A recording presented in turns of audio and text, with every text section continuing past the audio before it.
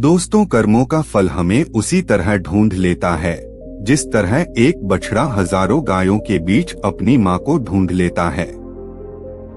कर्म फल इंसान को भोगना ही पड़ता है।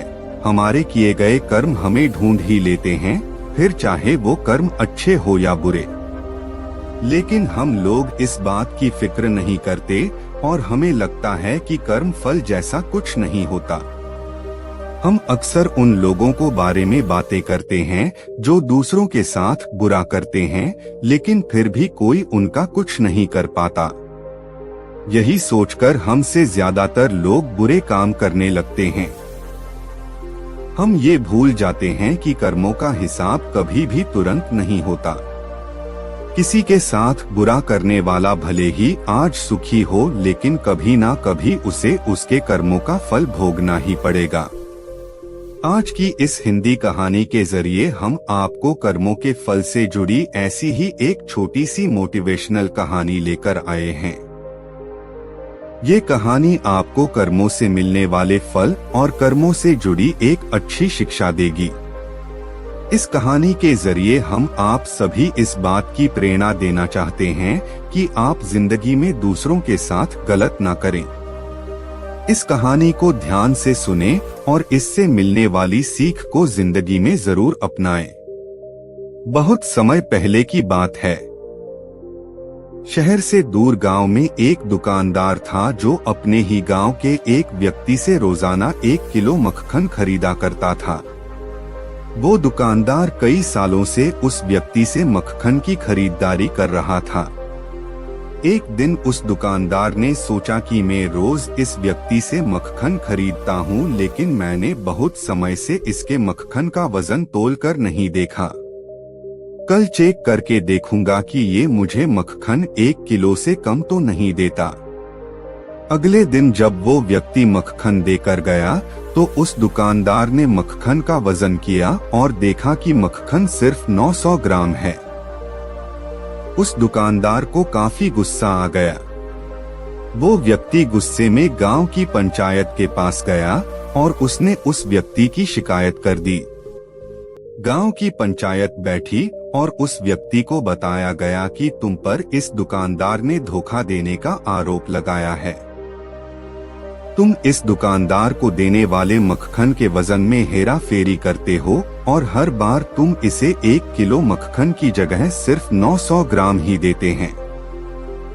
क्या तुम्हें अपनी सफाई में कुछ कहना है? वो व्यक्ति बोला, सरपंच जी, मैं तो एक गरीब आदमी हूँ, मेरे पास वजन तोलने के लिए सही माप नहीं है। मैं रोज इस दुकानदार से अपने लिए 1 किलो गेहूं खरीदता हूं और अगले दिन उसी गेहूं को तराजू के एक तरफ रखकर इस दुकानदार के लिए मक्खन तोलता हूं। अब आपको जो भी पूछना है इस दुकानदार से पूछिए। पंचायत में बैठे सभी लोगों को पूरी सच्चाई समझ आ गई और उन्होंने उस दुकानदार को गांव से बाहर करवा दिया। ये छोटी सी कहानी हमें ये बात सिखाती है कि जैसे कर्म हम करेंगे उसका फल भी हमें वैसा ही मिलेगा।